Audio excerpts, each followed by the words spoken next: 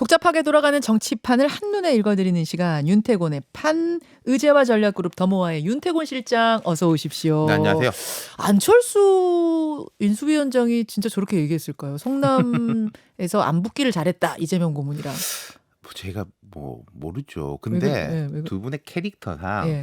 송영길 후보가 원래 좀 적극적이고 에너제틱한 아, 분이고, 에너지 넘치시죠. 예. 약간 이제 안철수 이제 후보죠. 분당이니까 후보는 약간 이렇게 샤이한 느낌이 있지 않습니까? 그러면 제 생각에는 송영길 후보가 이렇게 막 말씀하셨으면 네. 안철수 후보 뭐 이제 이런 식으로 아, 그냥 예 이런 게 아니었을. 그랬을 수도 있겠다. 그럼 저도 밖에서 이야기 들으면서 이제 그런 말 생각이 들더라고요. 물론 송영길 후보가 저 정도 말했으면 거기서 한 후보가 적극적으로 반박은 하지 않았습니까? 그렇죠. 저렇게 말씀하셨겠죠. 그거는 이제 안철수 후보가 출연하시면 제가 다시 한번 확인하는 것으로.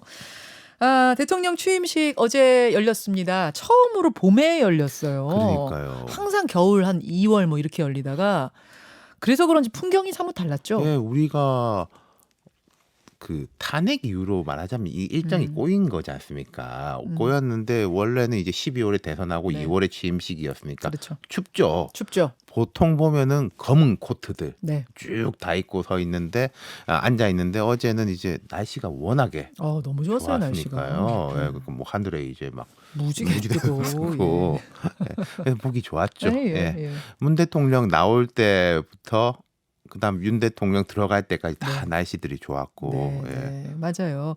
그 또 특이한 점은 퇴임을 하는, 그러니까 퇴근하는 문재인 전 대통령이나 또 이제 취임식을 하러 들어가는 윤석열 대통령이나 다 걸어서 갔다는 거예요. 문재인 대통령은 한 200m, 윤석열 대통령은 한 180m. 네. 이거 처음 있는 일 아닙니까? 그렇죠. 그것도 날씨 문제도 있을 겁니다.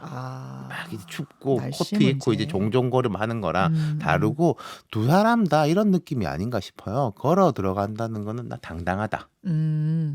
당당하고 부끄러울 게 없고 앞으로 더 뭐 각자의 계획을 구현하겠다라는 데 대한 그런 표현이 아닌가 싶어요. 그래요. 자, 그러면 문재인 전 대통령 퇴근길의 열기를 한번 좀 음성으로 느껴볼까요? 예, 문재인 대통령 영상인가요? 보겠습니다.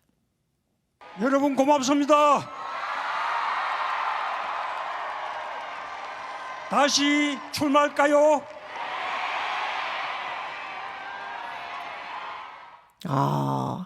딱 마이크를 잡고 여러분 고맙습니다. 다음 말이 다시 출마할까요였어요. 뭐 애드립이겠죠. 근데 이제 표정이 확 밝죠. 저는 그때가 생각이 났어요. 노무현 대통령이 퇴임할 때 제가 청와대 출입 기자였어가지고 노 대통령 퇴임해서 그때 이제 KTX를 타고 밀양역까지 내려갔거든요. 같이 기차도 타고 내려가서 밀양역에서 대통령이 기분 좋다. 그렇지. 예. 기분 좋다. 네, 그 이야기 했던 거. 물론 권력이라는 걸 놓으면은 조금 이제 허전함도 있겠지만은 그 무게감 내려놓은 데 대한 이제 시원함이 훨씬 더 큰 게 아닌가. 어제 같은 경우에는. 근데 이제 시원함이 큰데 첫 마디가 다시 출마할까요가 나왔다는 거는 저는 어떤 생각도 들었냐면 지금 그 높은 지지율. 퇴임하는 대통령한테 한 번도 본 적이 없었던 그 지지율이 있기 때문에 농담도 저런 농담이 나왔던 게 아닐까. 그러니까 그리고 이제 당원들한테 보내는 메시지 전직 대통령이니까 물론 우리가 뭐 도의적으로 전직 대통령도 정치적인 이 과한 표현은 뭐 삼가야 된다 이런 주장도 있을 수 있지만은 어쨌든 법적으로나 정치적으로 좀 자유로운 거 아니겠습니까? 또 국가의 원로이기도 하지만은 민주당의 이제 이쪽 진영에 또 이제 큰 어른이 된 거니까 그 서면 메시지를 보니까 이제 당이 힘들다 뭐 그런 메시지도 들어 있었죠. 그러니까 문 전 대통령은 두 가지가 다시 교차하는 것 같아요. 문 전 대통령이 한참 전부터 했던 이야기 잊혀지고 싶다, 좀 자유롭게 있고 싶다라는 조용히 살고 싶다. 그 마음과 또 어쨌든 정권 재창출을 못했기 때문에 거기에 대한 이제 책임감과 그 민주당과 이 진영에 대한 이제 책임감 같은 게 교차하는 상황인데 단기적으로 보면은 6월 지방선거 나아가서 한 8월에 민주당 전당대회 때까지는 어쩔 수 없을 것 같아요. 그 문 전 대통령에 대한 정치적 주목도가 높아지는 거. 거기다가요. 5월 23일이면은 노무현 전 대통령 12주기예요. 그러네요. 다 그러네요. 모일 거 아닙니까 봉화에. 그러네요. 6월 1일이 선거잖아요. 예. 선거 공식 선거 운동 기간 한참인 기간이고 민주당 쪽에서는 뭔가 힘 모으기에 이벤트를 할 수 있는 시기인데 그때면은 자연스럽게 또 제일 주목받을 사람은 누구겠습니까? 문재인 전 대통령이 그렇죠. 되겠군요. 네. 아, 그러면 조용히 살고 싶다. 물론 그런 마음이 있을 거예요. 하지만 당장은 네. 그렇게 조용히 어렵지. 살기 어렵다. 예, 그럴 거다. 그리고 선거에 도움이 되는 행동, 지금 뭐 한다고 해서 법적으로 문제될 건 그렇죠. 없으니까 선거에 도움이 되는 행동들이 나올 것이다. 네. 그리고 아까 이제 송영길 후보도 나왔지만은 막 이제 사진 찍고 뭐 그런 네. 것들 있지 않겠습니까? 있겠죠. 있겠죠. 그럼 다시 출마할까요도 뭐 농담이긴 농담이지만 선거를 막 코앞에 있다는 걸 염두에 두고 한 말일 수도 있어요. 그까지는 뭐 제가 모르겠습니다만 이제 그럴 거. 근데 이제 이런 건 있을 거예요. 지난주에 보면은 문재인 전 대통령의 지지율이 올라가고 윤석열 대통령의 지지율도 올라갔어요. 네. 국민의힘도 올라가고 예, 예. 그게 뭐 검수완박 이렇게 막 엮이는 것도 있는데 문 전 대통령의 지지율이 높아지면은 윤석열 대통령의 지지율이 높아진다. 이런 이제 지금 좀 고리가 형성돼 있는 건 있어요. 결집, 역결집. 이쪽이 뭉치면 저쪽도 뭉치는. 그렇죠. 그러면서 이게 중도층이 사라지고 다 결집. 그러니까 이게 제가 생각할 때 윤석열 전 대통령에 대한 앞으로의 국정 운영 평가 같은 것도 언젠가는 그렇게 될 건데 절대 평가의 시점으로 아직 들어가지 않고 있다. 상대 평가. 네, 뭐 네. 문재인이 이랬으니까 윤석열은 어쩌고, 뭐 조국이 이랬으니까 한동훈은 어쩌고, 아하. 뭐 그런 식의 상대 평가가 지방선거 때까지는 이어질 것 같아요. 그렇게 보시는군요. 자, 이제 윤 대통령 취임식으로 가보겠습니다. 취임사에서 자유를 35번이나 얘기한 게 지금 굉장히 화제가 네. 되고 있는데 반면에 늘 취임사에서 나왔던 통합 같은 단어는 없었어요. 소통도 없었어요. 왜 이 자유와 보편 뭐 이런 것들을 그렇게 강조했을까요?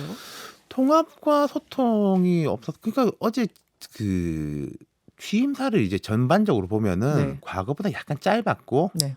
뭔가 좀 레토릭이랄까 그런 이제 좀 화려한 문구 같은 거는 빠졌어요. 이게 이제 윤 대통령의 이제 본인의 이제 소신이었던 것 같고 통합과 소통 같은 거는 보통 강자들이 많이 하는 이야기인 건데 아직도 이제 여소야대 국면 뭐 이런 것에 대한 게 포함되어 있지 않나 싶기도 하고 그 자유와 보편성에 대한 강조는 이렇게 느꼈습니다. 저는 이제 전임 정부의 차별화인데 이걸 뭔가 이념적인 강한 단어로 쓰는 것보다 이렇게 개념으로 풀이한 게 아닌가.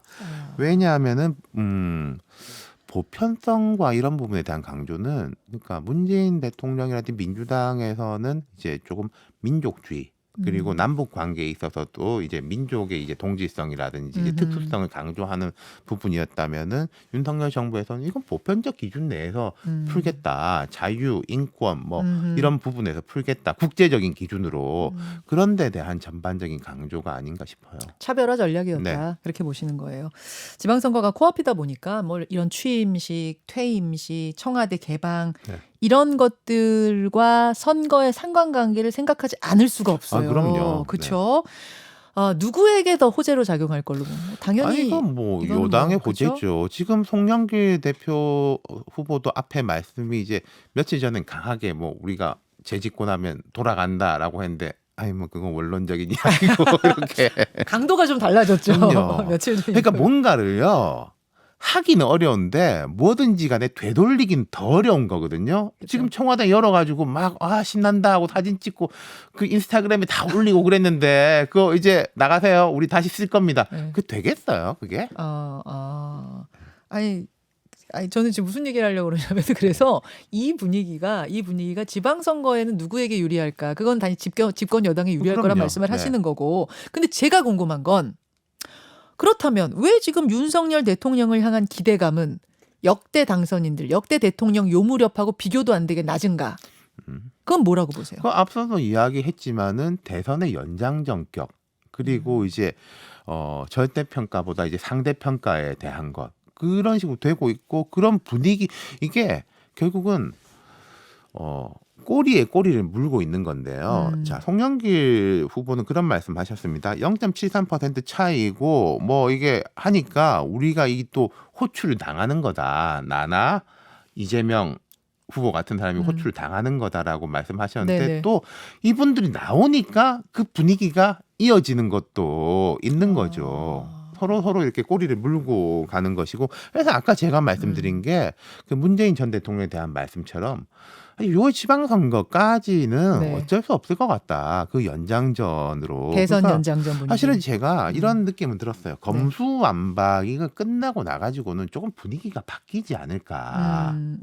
예를 들어서 민주당도 우리 세게 이까지는 했으니까 좀 분위기를 바꾸고 그리고 이제 국민의힘 그 새 여당 입장에서도 이제 국정 운영 쪽으로 좀 분위기를 모두 전환을 하지 않을까 싶었는데 이게 제 예측이 조금 빗나간 게 그냥 계속 가는 거예요. 그렇게. 그러네요. 예. 그러네요.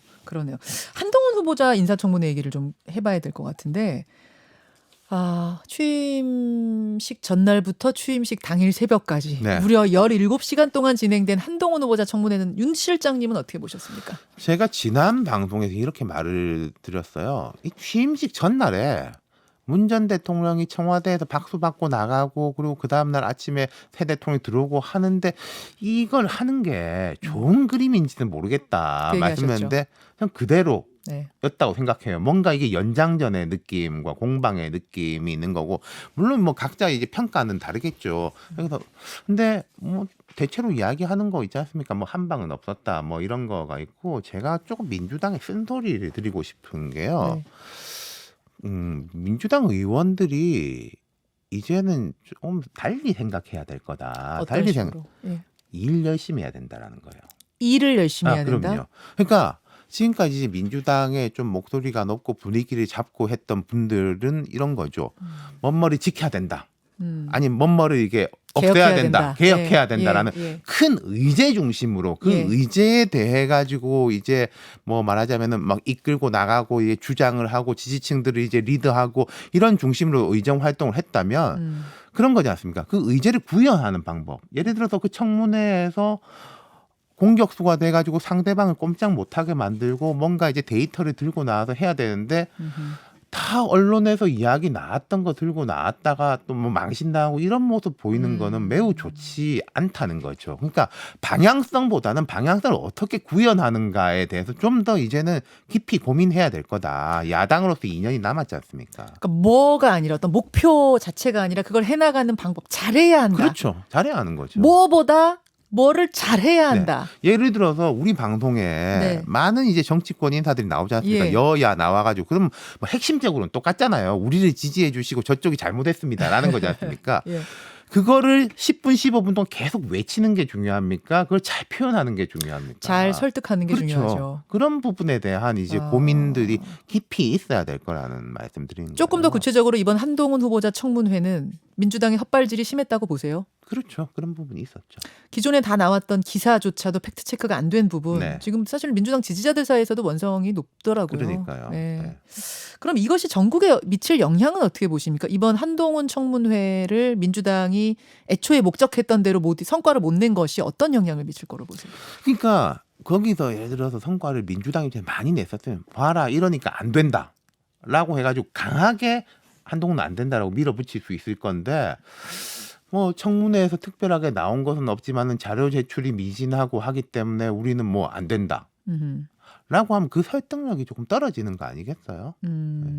설득력이 이게 설마 선거까지 영향을 줄 거라고 보세요? 그러니까 이게 그 분위기가? 모르겠어요. 지금 현재 그러니까 한동훈 장관 후보자 같은 경우에는 대통령 임명을 하면 하는 거고 결국은 이제 한덕수 총리 후보자에 엮여 있는 건데 그렇죠. 지금 분위기로 봐가지고는 뭐 선거까지 가는 거 아닌가 싶기도 해요. 그러니까 한덕수 총리를 이쪽은 인준 안 해주고 네. 그럼 우리도 그냥 뭐 그렇게 쭉 그냥 갈 것 같아. 아니면 이제 대치국면으로. 선거 막바지쯤 가가지고 예. 여론이 이렇게 조금 나타날 거 아닙니까? 어느 쪽이 유리하다, 불리하다는 쪽으로. 그럼 그쪽으로 힘이 실릴 수가 있겠죠. 알겠습니다. 지금 1분 반 정도 남았는데 이재명, 안철수 두 사람이 다 출마합니다. 네. 지난주까지만 해도 우리가 모르는 상태에서 판을 읽었는데 이제는 확정이 됐어요. 그리고 국민의힘은 대항마까지 정했습니다. 누구냐면 윤형선 국민의힘 개항을 당협위원장. 네. 솔직히 잘 모르는 분이에요. 저는. 그러니까 인지도가 높지는 않고 앞서 이제 송영길 후보하고 선거에서 이제 지기도 했고 아마 의사실 거예요. 아하. 그 지역에서. 그러니까 의사 출신 정치인들이 좀 있는데 의사 출신 정치인들은 보통 약간 지역 밀착형의 느낌이죠. 그렇다면 이제 국민의힘의 이 전략은 이 선거 자체에 대한 약간 김을 빼겠다. 오히려. 제가 뭐 윤영선 후보를 폄하하는 건 아닙니다만 네네. 주목도를 높이는 게 아니라 낮추겠다. 그러니까 전국구 그런 스타, 뭐 전략적인- 저격수 이런 느낌이 아니라 그냥 예. 지역 일꾼을 내보내서 그렇죠. 크게 인지도 없는 네. 오히려 김빼기 전략이다. 네. 그렇게 보시는군요. 알겠습니다. 오늘 여기까지 판읽기 해보죠. 윤태곤 실장님 고맙습니다. 감사합니다. 급하게 문을 닫고 유튜브로만 보고 계십니다. 윤태곤 실장이 왜 집에 안 가실까 궁금해 하시면서 화면을 보고 계셨을 거예요. 저하고 판에서 못다한 얘기 막 수다 떨다가 갈 타이밍을 놓치셨어요. 그래서 제가 그냥 남으신 김에 혹시 다음 스케줄 아주 바쁘지 않으시면 조금만 더 우리 청취자들하고 우리 꿀단지들하고 얘기하고 가셔도 괜찮지 않으실까요? 했더니 오케이 하셨습니다. 고맙습니다, 윤태곤 네. 실장님. 윤태곤 실장님이 읽어주시는 판이 워낙 좀 흥미롭기도 하고 시원하기도 해서 제가 마지막 시간일 때는 늘 좀 이렇게 잡게 되는데 무슨 얘기를 본론에서 하다가 다 못했냐면 제가 궁금한 게 송영길 대표 나오셨을 땐 제가 아무리 뭐 질문해도 송 대표님이 당 내부 상황에 대해서 솔직하게 얘기하실 것 같지는 않더라고요. 당 내부 분이 그 내부 상황을 솔직하게 얘기하기는 쉽지 않으니까.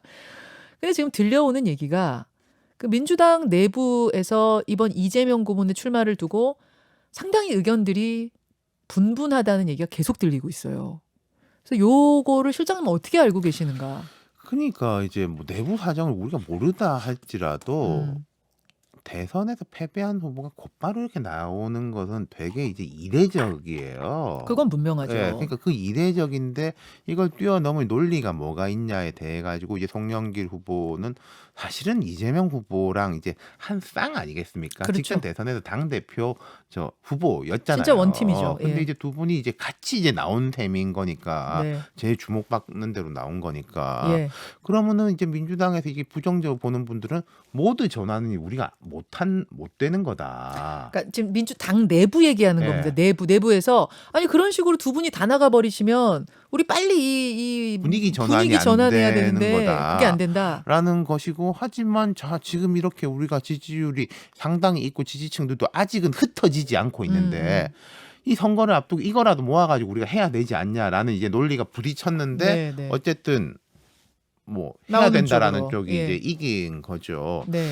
그러니까 지금 내부에도 좀 부정적인 분들도 이런 건 있는 것 같아요. 아니 뭐 어쨌든 나왔는데 지금 어떻게 하겠냐. 그치. 선거 끝나고 결산하자 이런 분위기인데 뭐가 이제 컨셉이 이제 어그러지는 건 있어요. 무슨 말씀이냐면은 지금 민주당에서 지지율로 볼 때 호남은 제외하고 네. 좀 선전을 하고 있는 데들이 팽팽한 데가 대전, 충남, 경기.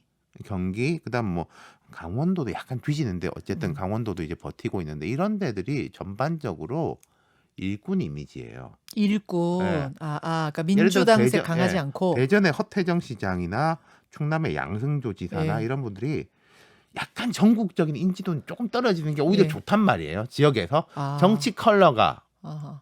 없어 보이고 약하게 보이는. 중도 이미지 강한 게 좋죠. 그렇죠. 그분들은. 다. 김동연 후보 같은 그렇죠. 경우에도 그런 느낌인데 그렇죠. 그런데 송영길, 이재명이면은 그게 아니라 정치 컬러에다가 이제 뭐 윤석열 견제 심판 뭐 다시 우리 정권 재창출 이 프레임이면 그게 이제 안 맞다. 물론 구현이 되게 잘 되면은 양락의 전략이 되는 겁니다. 정치도 되고 일꾼도 되고 예, 하는 예. 건데 그게 이제 쉬울 것이냐. 한 3주 남은 동안에 하나의 전략으로 가기도 어려운데 그러니까 오히려 국민의힘에서 심판으로 나오는 거죠. 다시 정권 자기들이 정권 잡았는데 정권 심판론은 또 가져 나오는 상황이 아직도 됐어요. 정신 못 차리고 이렇게 발목 잡으려고 나옵니다. 예, 예. 심판해 주십시오라고 예. 국민의힘이 이제 그런 전략을 들고 나오는 그러니까 거죠. 대선 분위기가 다시 살아나게 되면은 그게 좋지 않은 지역 일꾼들이 있다. 그렇죠. 그게 이제 김동연 후보가 될 네. 수 있고 양승조 후보 이런 분들 이걸 중도 색깔. 아니까 이제 아. 이재명 후보가 출마 선언을 할 때 보면은 예. 일꾼론을 내세웠어요. 네. 지난 대선에서는 심판자를 뽑았다면은 이번에는 일꾼을 뽑아야 된다. 근데 지금 현재 이제 이재명이라는 사람의 이미지가 지난 대선 때는 일꾼론이 먹히는 게 네. 있죠. 경기지사하고 성남시장에서 이제 성과를 냈다 이렇게 있는데 지금도 그게 이제 일꾼론이 먹힐 것인지 전 그건 좀 잘 모르겠어요. 민주당이 이제 캠페인을 어떻게 구체적으로 하는지를 봐야 되겠죠. 그렇죠. 그 당내에서 아유 정말 지방선거에 도움이 돼 안 돼 갖고선 대립하는 것도 있지만 그 전략의 충돌. 분석하시는 분들의 이제 평론가들 중에는 이것이 개파 갈등적인 성격을 띠는 것도 있다라고 분석하는 분도 계시더라고요. 그러니까 친 이재명, 친문. 앞서서 제가 말씀드린 대로 자 우리가 모두 전환해야 된다라는 쪽은 지난 캠페인에서 지난 대선에서 이제 이재명 후보의 결국 패배에 대해서 진 건 진 거고 또 오히려 이제 문재인 대통령 지지율 그렇게 높음에도 불구하고 진 거는 후보의 문제점도 있는 거 아니냐 솔직하게 그 문제의식 갖고 있는 분들은 모두 전환 쪽인 것이고 아하. 후보가 이게 뛰어나니까 이 정도 간 거다. 그 정권 교체 지수가 그렇게 높은데도 불구하고 0.73%밖에 안 지지 않았어. 네, 그럼 네. 우리는 이 사람 중심을 계속 가야지 하는 쪽에 그 충돌인 거죠. 다 연결되는 갈등. 거군요. 예. 이른바 친문, 이른바 친이가 이제 네. 그렇게. 근데 그것이 바로 앞에 있을 8월에 있을 전당대회까지 또 이어질 것이고 그럼요. 네. 전당대회는 뭐냐? 당권을 잡는다는 건 뭐냐? 2년 뒤에 있을 총선의 공천권을 가진다는 얘기가 되니까. 그러니까 이게 그냥 마음속으로만 아유 저러면 안 되는데 아유 저래야 되는데 이게 아니라 실제 실력 행사로 이어질 가능성도 있네요. 근데 이제 6월 지방선거까지는 네. 불과 이게 이제 3주 남았죠. 예. 3주 동안은 뭐 그런 게 이제 불거지게 하겠어요. 근데 이제 그때까지는 이런 건 없죠. 있죠. 항상 어느 당이든지 예. 막판에 지지율 되게 안 좋고 막 벌어지면은 네. 아이 봐라 내가 뭐라 그랬냐라는 식의 이야기는 나올 수 있겠죠. 그러네요.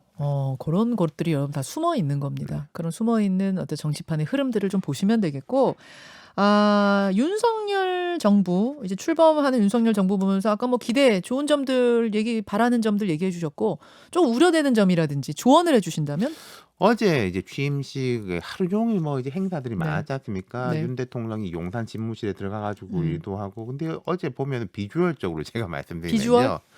일단 날씨가 아주 좋았잖아요. 네. 하늘 화창하고 네. 국회 앞에 탁 트이고 그러니까 이런 느낌 또 코로나가 벗어났다라는 느낌 사람들이 이렇게 모여가지고 맞아요. 할 수 있는 밝았어요, 제가. 예, 그런 건 좋았는데 근데 이제 윤 대통령이 청와대 이제 입주해가지고 청와대 고위 아니고 참모- 용산이요. 용산 그렇죠 용산이죠. 용산. 대통령실 용산 대통령실 네, 대통령실. 대통령실에서 이 고위 참모들 수석급 이상들하고 이렇게 같이 이제 어울려서 있는 모습에 대한 사진들이 이제 나왔잖아요. 네네. 솔직히 조금 칙칙했어요. 아, 5대남, 6대남, 100%. 좀 칙칙하더라. 예. 이미지적으로. 그렇죠. 그게 이제 윤 대통령의 컨셉이라는 게 아니 일 잘하는 게 중요하지. 능력주의. 그리고 뭐 인위적 할당 같은 거 하지 않겠다. 뭐 네. 좋은 말씀이고 그 일 잘하는 게 중요하죠. 하지만 그래도 약간 다양성이라는 게 그게 이제 장식만을 위해서가 아니라 좀 다양한 의견이 오고 가야지 토론도 활발해지고 이런 거다. 그러니까 저는 이런 느낌도 있어요.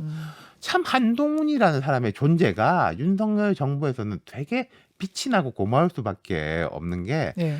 이제 야당이죠. 새 야당하고 막 이렇게 싸워주죠. 예. 그 비주얼적으로 워낙 독보적이지 않습니까? 젊고 뭐 그렇죠. 이런 이미지. 젊고 거침없는 발언, 언변 같은 거 샤프한 이미지 같은 거. 제가 생각할 때는 윤석열 정부가 구현하고 싶어 하는 어떻게 보면 상징일 거예요. 전문적 훈련을 받은 엘리트에다가 어허. 젊고 그리고 이제 설득력 있는 언변 같은 거. 근데 그게 이제 한동훈밖에 안 보인다. 그게 이게 조금 문제인 거죠. 실용주의를 강조하는 건 좋은데 지금 너무 극실용주의로 가면서 다양성이 사라지는, 그러니까 지금 칙칙이라고 표현하셨는데 그것이 이제 이미지적으로 그렇죠. 예, 국민들한테 어떻게 각인될 거에 대해서 신경 써야 한다. 네. 알록달록 다양성들 만들어가는 그럼요. 작업을 뭐 무지개까지는 몰라도 약간 이제 색깔이 한 두세 가지 색깔 정도 섞여 있어야죠. 예, 다양성. 네. 좋은 조언 해주셨어요. 한동훈 후보자 얘기가 나왔으니까 잠깐 그 뒷이야기도 더 해보죠.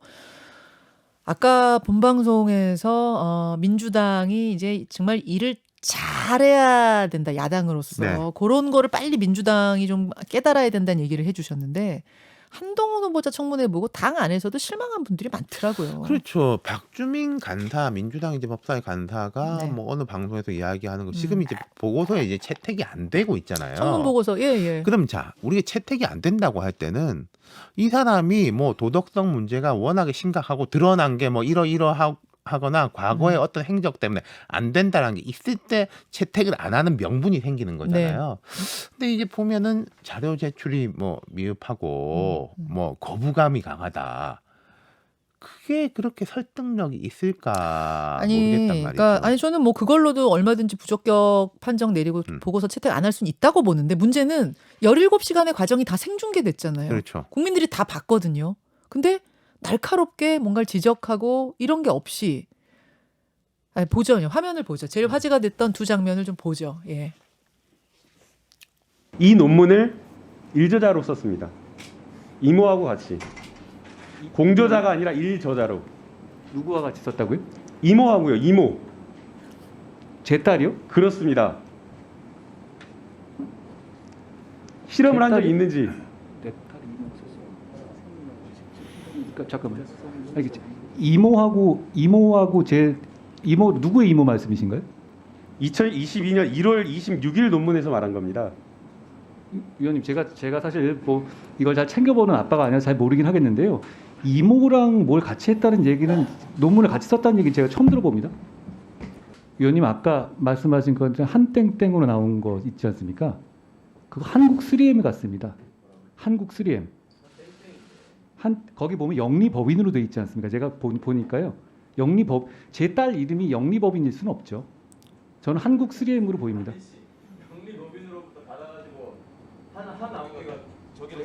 아니면 영수증이 한국 3M으로 돼 있기 때문에 아마 다시 한번 확인해 보셨으면 좋겠습니다. 여러 가지가 더 있어야 되겠죠. 아니, 아. 그게 아마 글자의 범위의 차이인 것 같고요. 자, 지금 화제가 정말 됐던 지금 두 장면만 보여드렸는데, 저것이 사실은 아주 생전 처음 나온 의혹이었으면 보는 국민들이 몰랐기 때문에 이렇게 네. 그냥 지나갔을 텐데 이미 지난주에 다 나왔던 의혹이고 한 땡땡이 한국 3M이라니까 기업 이름으로 기부했다는 거 사실은 다 그다음에 네. 나왔던 해명이고 이모랑 같이 쓴 게 아니라 그러니까 한동훈 후보자 딸의 그러니까 숙모랑 미국에 있는 조카들이 쓴 외숙모가 아니라 그러니까 저도 이게 팩트를 확인해봤는데 외숙모 맞아요. 한동훈 후보자의 조카가 그렇죠. 자기 외숙모하고 자기 외숙모하고. 조카의 외숙모하고 그러니까 한동훈 후보자 딸 외숙모기도 하죠. 그게 왜냐면 뭐 하여튼 그 집 예, 가계도를 뭐, 우리가 예. 다 알아버렸어요. 그러니까 한동훈 후보자의 부인이 네. 진모 씨인데 그 진 씨가 언니가 하나 있어요. 미국에 있는 언니 딸이 그다음에 네. 남동생이 또 이 서울에 네. 있어요. 근데 남동생의 부인이 서울 세브란스 병원 교수예요. 이모 네. 씨예요. 그분이 외숙모, 이모 씨. 예. 교수니까 이모 교수예요. 근데 미국에 있는 조카. 그 조카들하고 같이 쓴 거예요. 네. 그러니까 한동훈 후보자랑은 상관이 없어요. 그렇죠. 근데 그거를 이모랑 이제 헷갈려 버리는. 그러니까 이게 저는 사실 저게 다 알고 있었던, 그러니까 유심히 시사를 보는 분들은 다 알고 있던 내용을 이 민주당 의원들은 모르다 보니까 아까 생긴 제가 일이에요. 일 잘해야 된다라고 말씀드린 게 이 면이고 그리고 이런 거가 있죠. 사실은 우리가 국회의원이 300명인데 저도 제가 정치 쪽을 뭐 일한 지 한 20년 됐는데 이런 국회의원이 있어서 하는 분들이 죄송하지만 조금 있어요. 네. 그럼 300명 중에 저희 같이 이제 전문적 이 일을 하는 사람들도 한 100명, 150명 정도는 안다인데 그럼 이제 잘 솔직히 모르는 분이 저런 이제 실수를 하면은 그런갑다 하고 넘어가는데 지금 최강욱 김남국 의원은 지명도가 워낙에 높고 그리고 검수완박 이 시즌부터 해가지고 검찰 개혁 부분 특히 그러면 한동훈 후보자 같은 사람은 각을 세워온 말하자면 민주당의 대표 선수들이란 말이에요. 완전 스타 플레이어죠. 예. 근데 그 대표 선수들이 저렇게 해버렸으니까 타격이 큰 거죠. 지금 꿀단지 한 분이 루페님이군요. 김현정 PD님. 근데 민주당의 날카롭지 못한 질의보다 한동훈 씨 관련 드러난 의혹들은 아무 문제가 되지 않는다라고 지금 말하는 거냐 그 말씀이신데 그 얘기가 아니에요. 어떤 인사청문회든 문제가 되는 걸 날카롭게 지적하고 의혹이 있으면 파헤치고 그게 거기 청문위원들이 할 일이거든요.